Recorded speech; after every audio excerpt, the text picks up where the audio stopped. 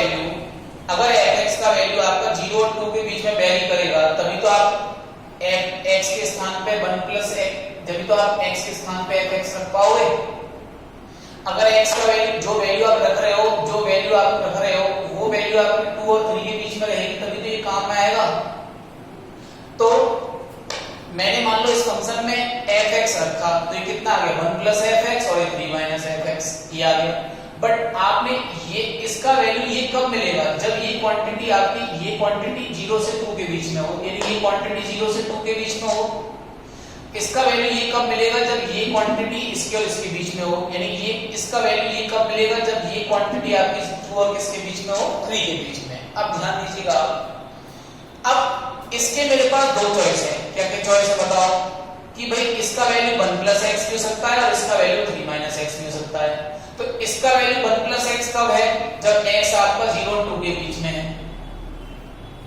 अच्छा, इसका वैल्यू आपका 3 माइनस एक्स कब है, जब x का वैल्यू 2 और 3 के बीच में है। और ये बात तो बिल्कुल क्लियर है कि जो भी आप fx रख रहे हो इस वाले पार्ट में, वो fx आपका 0 और 2 के बीच में होना चाहिए। तो अगर मैंने fx का चुनाव ये वाला किया तो इसका मान जब तक इसका मान 0 और 2 के बीच में नहीं आएगा तो मैं इस फंक्शन का यूटिलाइज कैसे कर सकता हूं, नहीं कर पाऊंगा। तो ये हो गया। तो यहाँ पे अच्छा, तो ये जो फंक्शन मैंने रखा है ये कब डिफाइंड था, ये तब था 3 माइनस एक्स, जब मेरे पास x का value less than equal to 3 greater than कितना था 2 था। ऐसे देखो 3 माइनस fx, यहाँ पे भी मेरे पास दो चॉइस है, क्या कि मैं fx के प्लेस पे 1 प्लस x रख लूं। तो 3 माइनस fx ये वाला फंक्शन आपको ये कब देने वाला है, ये कब देने वाला है, जब ये क्वांटिटी आपकी किसके बीच में हो 2 और 3 के बीच में, यानी 1 प्लस x का value less than equal to 3 greater than कितना होना चाहिए 2 होना चाहिए। बट ये फंक्शन आपका वास्तव में कब डिफाइंड था, जब आपका x less than equal to 2 greater than कितना था इक्वल टू 0 था। अब मैं इसके प्लेस पे रख रहा हूं 3 माइनस x ही रख दे रहा हूं fx के प्लेस पे, इसके प्लेस पे, ठीक है।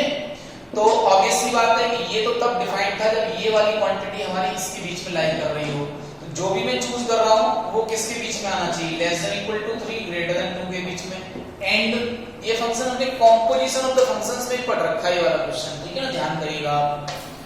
और अच्छा, तो आपने जब ये फंक्शन चुना है तो ये तभी तो सिलेक्ट कर पा रहे होगे आप जब आपने x की वैल्यू इसको क्या दी होगी, इसको इनपुट क्या दी। तो भाई सबसे पहले तो आपने इसको इनपुट दिया होगा ना, इसको fx को, फिर जो आया होगा उस पे ये काम कर रहा होगा, ये वाला fx है ना, ये fx काम कर रहा होगा।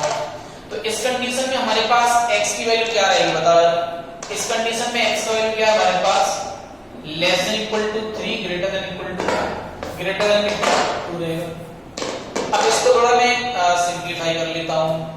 देखो क्या है, ये हो जाएगा 2 प्लस एक्स, ये कितना हो जाएगा 4 माइनस एक्स, ये कितना हो जाएगा आपका 2 माइनस एक्स, और ये कितना होगा 3 से 3 कैंसिल, और ये कितना आ गया x आ गया, ठीक है। अब यहाँ पे आप 1 को माइनस कर दो तो x less than equal to 1 greater than कितना आएगा इक्वल टू -1। एंड यहाँ पे x less than equal to 2 greater than equal to कितना हो गया 0। यहाँ पे आप 3 माइनस कर दो पहले तो -3 और ये -1, -3 -1 और माइनस का कर दो मल्टीप्लाई, तो ये कितना हो जाएगा 1 से 3, क्या हो जाएगा 1 से 3 तक हो जाएगा। यानी कि आपका जो x है अगर वो less than equal to 3 greater than equal to 1 हो, ठीक है ना, ये 2 माइनस एक्स यहाँ लिख लेना, ये यहाँ एंड x का value less than equal to 3 greater than 2 हो। अब इसको सॉल्व कर लेते हैं। देखो 1 को माइनस कर दो तो x less than equal to 2 greater than कितना हो गया 1 हो गया, and x less than equal to 2 और ग्रेटर देन इक्वल टू कितना हो गया, देखो 0 हो गया, क्लियर है। अब देखो यहाँ पे देखो 3 माइनस कर दो तो -1 और यहाँ कितना आएगा 0, 3 माइनस करोगे तो यहाँ कितना आ जाएगा -1 और यहाँ कितना आ जाएगा 0, माइनस का मल्टीप्लाई कर दो तो 0 से बना जाएगा, यानी कि x less than equal less than तो बना। तो यहाँ जब माइनस करोगे, यहाँ जब माइनस करोगे 3 को माइनस करो आप तो यहाँ -1 बचेगा और यहाँ माइनस करो तो 0 बचेगा, और अंदर क्या आ गया x less than equal to greater than, और जब मल्टीप्लाई करोगे माइनस का तो ये कितना आ जाएगा x लेस देन 1, ये इधर पहुंच जाएगा, ये इधर आ जाएगा ग्रेटर देन इक्वल टू 0, तो x less than 1 greater than equal to 0 हो गया। यहाँ पर लेंथी क्वेश्चन बनता है और यहाँ पे ये क्या आ जाएगा आपका, नहीं तो यहाँ पे आ जाएगा x less than equal to 3 greater than कितना 2 हो गया। क्लियर है बात। अब देखो, अब इनका इंटरसेक्शन ले लेते हैं, तो इनका इंटरसेक्शन क्या आएगा वो देखो, तो इनका इंटरसेक्शन आ जाएगा the intersection of this function is in intervals का इंटरसेक्शन क्या है, तो -1 से लेकर के 1 और 0 से 2, तो इंटरसेक्शन क्या आ जाएगा 0 से लेकर के 1 आ जाएगा ना, बोलो ये आ जाएगा इनका इंटरसेक्शन इन दोनों का।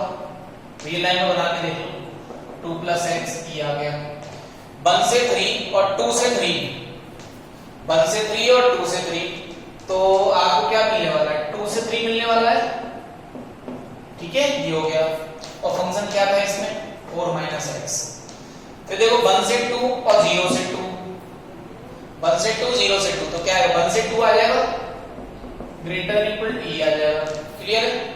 0 से 1 2 से 3, 0 से 1 कितना है 0 से 1 एंड 2 से कितना 3, 0 से 1 एंड 2 से कितना 3, तो इसमें कुछ इंटरसेक्शन आएगा नहीं आएगा। देखो यहाँ पे आपने माइनस किया तो ये आ जाएगा, ये भी आ जाएगा, ये भी आ जाएगा, बिल्कुल ठीक है ये आ जाएगा। ओके ओके 0 से 1 2 से 3 में कुछ भी आएगा वहां नहीं आएगा, यानी कि ये आ गया कितना 2 - x आ गया, ये आ गया और ये आ गया। ओके और इसमें आपको कुछ नहीं मिलेगा है ना 5, तो अगर मतलब इस वाले x के लिए कुछ भी नहीं है, यानी इस वाले फंक्शन को डिफाइन करने के लिए कोई अवेलेबल नहीं है, तो मैं तो उसको यही छोड़ सकता हूं। अब इसको आप जो है एक तरफ से लगा दो क्रम से, तो 2 + x when x less than equal to 1 greater than equal to 0 और 2 - x when x less than equal to 2 greater than 1। Clear है। और फिर x less than equal to 3 greater than 2, बिल्कुल ठीक आ गया। और ये कितना आ गया 4 - x आ गया, है ना। अब देखो, अब हमारे पास दो ऑप्शंस हैं इस क्वेश्चन की डिस्कंटिन्यूटी और कंटिन्यूटी को चेक करने का, लेकिन ग्राफ का तरीका सबसे बेस्ट है क्योंकि वो डिफरेंशिएबिलिटी में भी काम आएगा, वो डिफरेंशिएबिलिटी में भी काम आएगा, है ना। देखो वैसे अगर आप देखोगे तो 0 से लेकर के 1 तक अप टू 1 तक ये फंक्शन क्या है पॉलिनोमियल, तो कंटीन्यूअस हो गया ऑलवेज। 1 से 2 में कंटीन्यूअस हो गया, 2 से 3 में कंटीन्यूअस क्योंकि पॉलिनोमियल है ऑलवेज कंटीन्यूअस। देखो बट बाउंड्री से पहले 1 की बाउंड्री से पहले कुछ और है, 1 की बाउंड्री के बाद कुछ फंक्शन और है, तो हो सकता है कंटीन्यूअस हो सकता है डिसकंटीन्यूअस हो। तो एक तो आपको 1 पर कंटीन्यूटी चेक करनी पड़ेगी इसकी, LHS निकालो RHS निकालो, फंक्शन का मान निकालो 1 पर, ठीक है। और फिर नंबर क्या है भाई, ये जो बाउंड्री है वो क्या है 2 है, तो आपको 2 पर LHS निकालनी है RHS निकालनी है, तो उन पे चेक करोगे वो कंटीन्यूअस आ रहा है कि नहीं आ रहा। अब देखिए ध्यान से, मैं तो इसका ग्राफ बना लेता हूं। देखो मैं ग्राफ बना रहा हूं इसका, है ना। अपन को जाना है 3 तक, तो ये 1 हो गया, ये 2 हो गया और ये 3 हो गया, ये 0 हो गया, और नीचे बना दो इसको, यहां बना देते हैं। देखो ये आपका हो गया 1, ये 2 हो गया और ये हो गया 3। क्लियर, ये हो गया 0 1 2 एंड 3। ओके 0 से 1, 0 रखा आपने तो कितना मिलेगा 2 मिलेगा, 1 और ये 2, और 1 रखा तो कितना मिलेगा 3 मिलेगा, तो ये 3 आ गया। सॉरी 0 रखा तो 2 मिलेगा और 1 रखा तो कितना मिलेगा 3 मिलेगा। ग्राफ हमारा ऐसा हो गया। ये इंक्लूड भी है, 1 भी इंक्लूड होगा, 0 भी इंक्लूड है इसमें, तो ये 2 भी इंक्लूड हो जाएगा और ये 3 भी हो जाएगा इंक्लूड।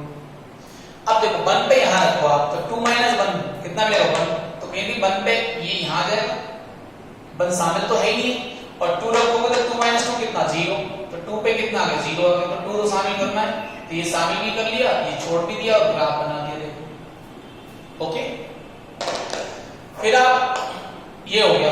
अब जो 2 यहां रखो तो 2 - 4 कितना 2 आएगा, तो 1 और एक 2 यहां ग्राफ मिलेगा अपन को। 2 शामिल नहीं है ना, बट सोचो अगर हमने 2 रखा होता तो 4 - 2 आएगा, तो अप्रोक्सीमेटली 2 आएगा, और 3 रख दो आप इसमें तो कितना आएगा 1 आएगा, तो ये कितना आएगा देखो ये 1 है, ये 2 है आपका, ये 3 है, ठीक है। देखो 3 लिखने में कितना आएगा 1 आएगा, ये 1 आएगा, तो ग्राफ आपको कैसे चला होगा, ऐसे चला होगा। मैं ऐसा क्यों बना रहा हूँ, लाइन क्यों बना रहा हूँ, क्योंकि रैखिक ही तो है, रैखिक तो ऐसी लाइनें बने होंगी, लाइन के क्लियरली फ्रॉम ग्राफ अगर आप देखोगे from graph fx is discontinuous at 1 and 2 1 पर और 2 पे कैसा है डिसकंटिन्यूअस बट एंड 2 तो मैं 1 पर 2 पर तो डिसकंटिन्यूटी चेक करने के लिए आपसे बोल रहा था इस बात में है ना। चलो देखो हमारे पास जो नॉर्मल तरीके हैं ना जो हमारे जो इपिक तरीके हैं जो तरीका हम सिंपल तरीका यूज करते हैं उससे ट्राई कर लेते हैं। देखो लैंग्वेज मैंने आपको बता दी कि सिंस 0 से 1 में फंक्शन कैसा है इस रैखिक है जो कि बहुपद है बहुपद सर्वत्र कैसा होता है कंटीन्यूअस होता है that is it is also continuous. फिर लेस देन 2 ग्रेटर देन 1 में फंक्शन कैसा है पॉलिनोमियल है polynomial function is always continuous clear तो इसमें ये फंक्शन कंटीन्यूअस हो जाएगा। फिर 2 से लेकर के 3 में फंक्शन क्या है ये है this is also polynomial function and it is continuous in open interval 1, 2 and open interval 2, 3 ये हो गया। बचा आपके पास क्या 1 बचा बाउंड्री और 2 बचा क्योंकि 1 से पहले कुछ और है 1 के बाद में कुछ और है ऐसे 2 से पहले कुछ और है 2 के बाद में कुछ और है। जैसे मैं 1 पर फंक्शन का वैल्यू निकाल रहा हूं मैं सबसे पहले 1 पर चेक करता हूं एलएचएल और आरएचएल और फंक्शन का मान तो 1 पर फंक्शन का मान कितना आ गया 2 + 1 कितना आ गया 3 आ गया। अब आप एलएचएल निकालो 1 पर तो कितना आएगा limit h tend to 0 f of कितना 1 - h तो लिमिट कितना h टेंड टू 0 फंक्शन का मान 1 - h पर निकालो तो 1 - h के लिए यूज करना पड़ेगा अपन को 2 + 1 - h इसमें लिमिट लगा दो तो कितना आ जाएगा 3 आ जाएगा।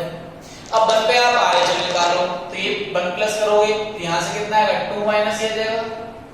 अब लिमिट अप्लाई कर दो तो कितना आएगा ये 1 आ जाएगा। तो क्या 1 पर फंक्शन कंटीन्यूअस आ रहा है नहीं आ रहा क्योंकि एलएचएल हमारी कितनी आ रही है 3 और आरएचएल हमारी कितनी आ रही है अभी कितनी आ रही है 1 आ रही है तो LHL is not equal to RH hence at x equal to 1 function is not continuous। अब 2 पर देख लो 2 पर फंक्शन का वैल्यू यहां से निकलेगा यानी 2 - 2 तो 2 - 2 कितना आ गया आपका 0 आ गया। अब 2 पर हमने मान लो आरएचएल निकाली तो 2 + h तो 2 + h के फंक्शन कौन सा काम आएगा ये वाला आएगा क्योंकि 2 + h x का मान 2 से बड़ा और लेस देन इक्वल टू 3 के लिए तो फंक्शन डिफाइंड हो रहा है तो जहां-जहां आपके पास x है वहां क्या रख दोगे आप 2 + h रख दोगे तो लिमिट अप्लाई कर दो तो 2 ये 0 हो गया 2 4 - 2 कितना आ गया 2 आ गया।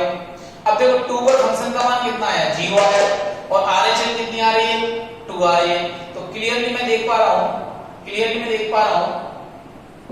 कि f of 2 is not equal to RHL तो मैं कह सकता हूं at x equal to 2 fx is कैसा है डिसकंटीन्यूअस यानी फंक्शन कैसा है असंतत फंक्शन है ठीक है ना। तो वेरी इंपॉर्टेंट क्वेश्चन है और मैंने इस टाइप के क्वेश्चन डिस्कस कहां पे कर रखे हैं जहां हमने कंपोजिशन ऑफ द फंक्शन की बात की थी चैप्टर नंबर जो हमारा चैप्टर फंक्शन था उसके अंदर ठीक है। Thank you very much.